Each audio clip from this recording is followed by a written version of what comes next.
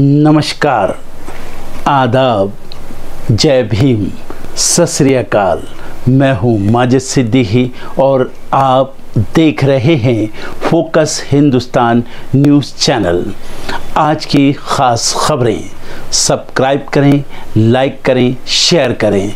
फिर आऊँगा एक ताज़ा खबर को लेकर माजिद सिद्दीकी।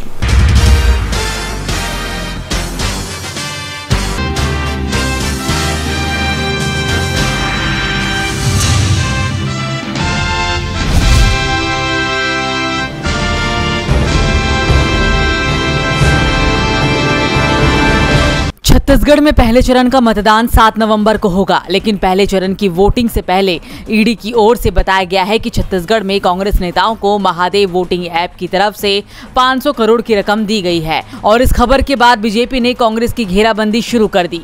पीएम मोदी ने कहा कि कांग्रेस ने महादेव को भी नहीं छोड़ा और अवैध सट्टेबाजी ऐप के जरिए भ्रष्टाचार से अपनी तिजोरी भरने का काम किया है। बीजेपी का ट्रैक रिकॉर्ड है कि हम जो कहते हैं वो करते हैं। पीएम मोदी कांग्रेस को घेरने में जुटे रहे तो छत्तीसगढ़ के सीएम भूपेश बघेल ने साफ बीजेपी को इस मामले में करारा जवाब दिया। उन्होंने कहा कि कुछ नहीं बल्कि मेरी छवि खराब करने का प्रयास है। मैंने पहले भी कहा है कि वे भ्रष्टाचार में शामिल होंगे, लेकिन दोष विपक्ष को मिलेगा। छत्तीसगढ़ की कांग्रेस की सरकार ने ही महादेव सट्टेबाजी ऐप घोटाले की जांच शुरू की थी और कई लोगों को गिरफ्तार किया। बघेल के बाद कांग्रेस के अध्यक्ष मल्लिकार्जुन खड़गे ने मोदी सरकार को सवालों के घेरे में खड़ा कर दिया। खड़गे ने कहा कि उनका काम ही लोगों को डराना, लोगों को फंसाना और कार्यकर्ताओं का मनोबल तोड़ना है। छत्तीसगढ़ में कोई डरने वाले वोटर और नेता नहीं है। आज वो लोग जो कर रहे हैं, कल वे इसका भुगतान करेंगे। लेकिन छत्तीसगढ़ में कोई ऐसे डरने वाले वोटर्स नहीं है, नेता नहीं है, और जो वो कर रहे हैं वो कल वो भी लोग इसका भुगतान करेंगे।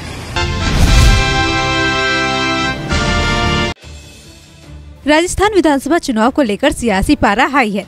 टिकट को लेकर सभी पार्टियों में घमासान भी देखने को मिल रहा है। इसी कड़ी में वसुंधरा राजे के करीबी नेता माने जाने वाले यूनुस खान ने बीजेपी छोड़ने का ऐलान कर दिया। जानकारों की माने तो यूनुस खान ने ये फैसला डिडवाना विधानसभा सीट से टिकट कटने की वजह से लिया। खान का कहना था कि वो डिडवाना से निर्दलीय चुनाव लड़ेंगे। बता दें, राजस्थान की राजनीति में खान को वसुंधरा राजे का करीबी माना जाता है। पिछली बार यूनुस खान को बीजेपी ने टोंक से चुनावी मैदान में उतारा था, जहां उनका मुकाबला सचिन पायलट से हुआ और यूनुस को हार का मुंह देखना पड़ा। बता दें, बीजेपी ने अपनी तीसरी लिस्ट में 58 सीटों पर उम्मीदवारों के नाम का ऐलान कर दिया। वहीं इस बीच सूची में बीजेपी ने टोंक से यूनुस खान की जगह अजीत सिंह मेहता को टिकट दिया, जिसके बाद अब यूनुस खान ने बगावत का रास्ता अपना लिया। बीजेपी की तीसरी लिस्ट आने के बाद टिकट कटने से कई नेताओं ने निर्दलीय चुनाव लड़ने का ऐलान किया। खान के अलावा बनवारी लाल सिंघल और सुखवंत सिंह ने भी निर्दलीय चुनाव लड़ने का ऐलान किया है। वहीं बीजेपी ने अपनी चौथी लिस्ट में 2 और उम्मीदवारों के नाम का ऐलान किया, जिसमें रामनिवास मीणा और स्वरूप सिंह खाड़ा के नाम का ऐलान किया गया। वहीं अब तक पार्टी राजस्थान में अपने 184 उम्मीदवारों के नाम का ऐलान कर चुकी है। अब महज 16 सीटों पर बीजेपी को अपने उम्मीदवारों के नाम का ऐलान करना है। बीजेपी ने सबसे हॉट सीट सरदारपुरा से सीएम गहलोत के सामने महेंद्र सिंह राठौर को चुनावी मैदान में उतारा। बात अगर राजस्थान की करें तो राजस्थान में कांग्रेस ने अब तक 156 उम्मीदवारों के नाम का ऐलान किया है, जहां राज्य की 200 विधानसभा सीट पर 25 नवंबर को चुनाव होने हैं, जबकि 3 दिसंबर को रिजल्ट आएंगे।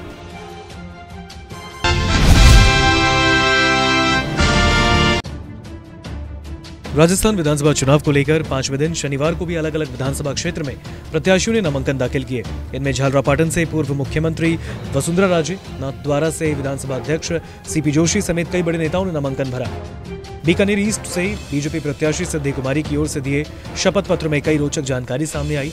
सिद्धि कुमारी 5 साल में करोड़पति से अरबपति हो गई। 2018 में दिए शपथ पत्र के मुताबिक उनकी कुल संपत्ति 8,86,97,512 थी, जो इस बार बढ़कर 1,11,17,17,745 हो गई। पिछले 5 साल की तुलना की जाए तो पूर्व सीएम वसुंधरा राजे के पास 1 करोड़ के गहने बढ़ गए। 2018 में दिए शपथ पत्र के मुताबिक उनके पास 1 करोड़ 8 लाख के गहने थे, जो इस बार बढ़कर 2 करोड़ 40 लाख के हो गए।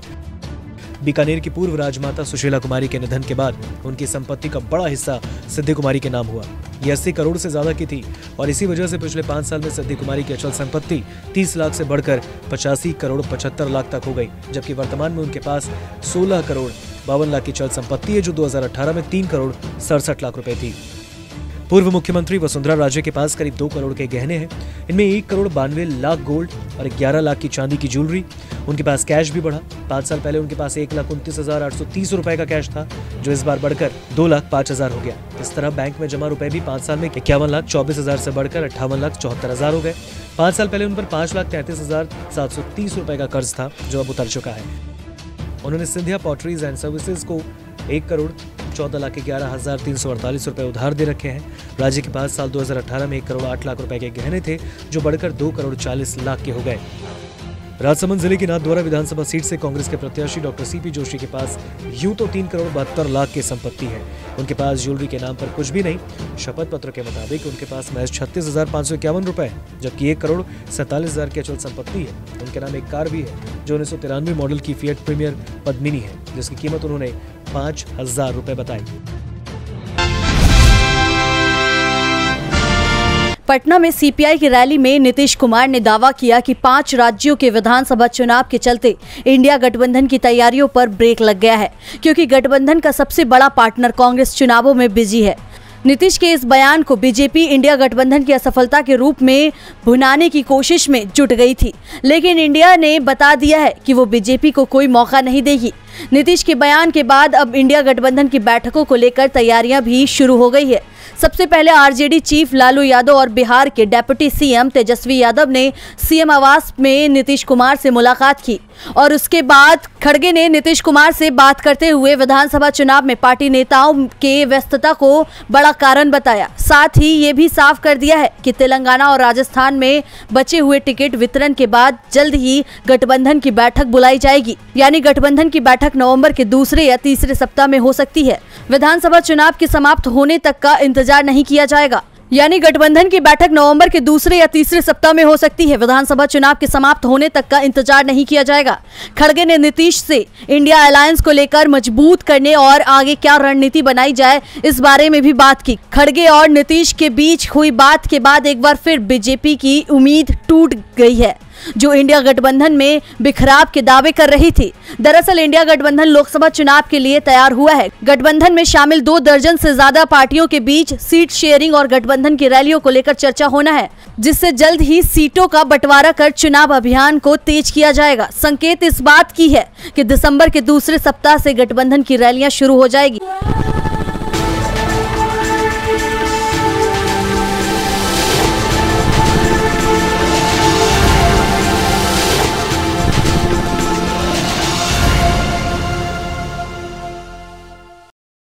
मैं हूं माजिद सिद्दीकी और आप देख रहे हैं focus Hindustan news channel.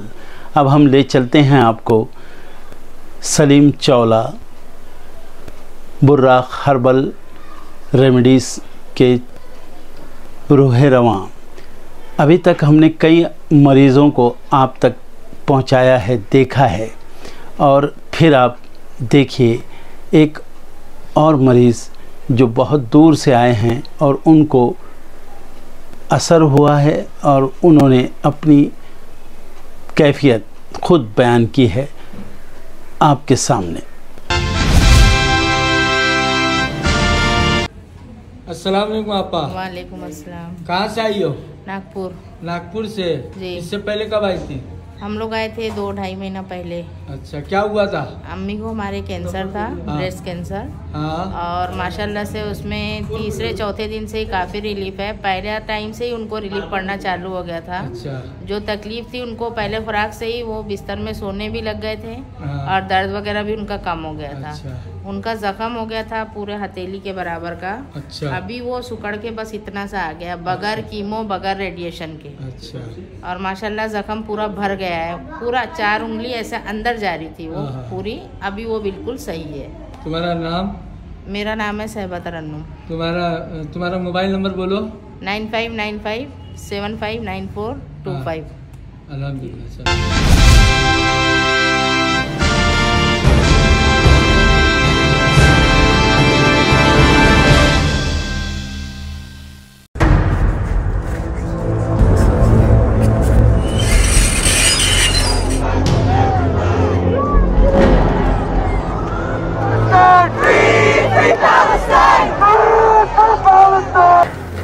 Israel और हमास के बीच चल रहे संघर्ष को लगभग 4 हफ्ते का वक्त बीत चुका है। ऐसे में बीते शनिवार को फिलिस्तीन समर्थक प्रदर्शनकारियों ने वाशिंगटन डीसी में व्हाइट हाउस के बाहर रैली निकाली।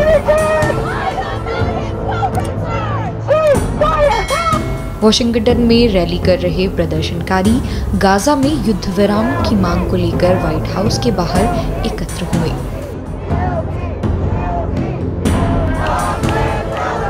हजारों फिलिस्तीन समर्थक प्रदर्शनकारियों ने अमेरिकी राष्ट्रपति जो बाइडेन के खिलाफ नारे लगाते हुए फिलिस्तीनी झंडे लहराए। इस दौरान प्रदर्शनकारियों ने तख्तियां भी पकड़ रखी थी। इस दौरान प्रदर्शनकारियों को फ्री फ्री फिलिस्तीन और शर्म करो के नारे लगाते हुए भी सुना जा सकता है। हम फिलिस्तीनियों के साथ खड़े हैं। ये एक नरसंहार है जिसे समाप्त करने की आवश्यकता है। अब बहुत हो गया है, अब नहीं चल सकता और हमें व्हाइट हाउस की ज़रूरत है। हमें सुनने के लिए बाइडेन की ज़रूरत है क्योंकि आप यहाँ सुन सकते हैं। हर कोई यहाँ से बाहर है। हम सब यहाँ एक ही कारण से हैं। निर्दोष लोगों की हत्या को समाप्त करने की ज़रूरत है।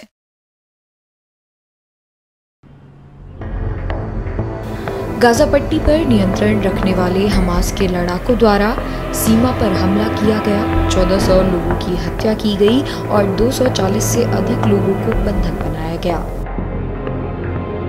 ऐसे में हमास और इजराइल के बीच संघर्ष के 4 हफ्ते के बाद भी विश्व स्तरीय और क्षेत्रीय शक्तियां बढ़ते संघर्ष से निपटने के तरीके पर भी किसी भी सहमति तक पहुंचने में विफल रही हैं। ये निश्चित रूप से युद्ध विराम है। हर मिनट लोग मारे जा रहे हैं। ये देखना बहुत दुखद बात है कि इंसान बिना किसी गलत काम करे मारा जाता है। बात बस इतनी है कि वे वहीं रहते हैं जहां मिसाइल गिरती है। गाजा के स्वास्थ्य अधिकारियों ने शनिवार को कहा कि इजराइल ने भी गाजा पर लगातार हवाई हमले, घेराबंदी और जमीनी हमले जारी रखे हैं।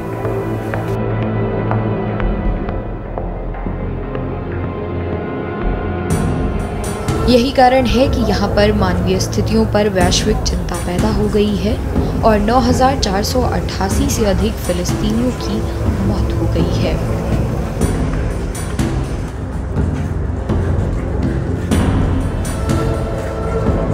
बता दें कि फिलिस्तीन समर्थकों के द्वारा और भी विरोध प्रदर्शन यूरोपीय राजधानियों और दुनिया भर के प्रमुख शहरों में देखने को मिल रहे हैं।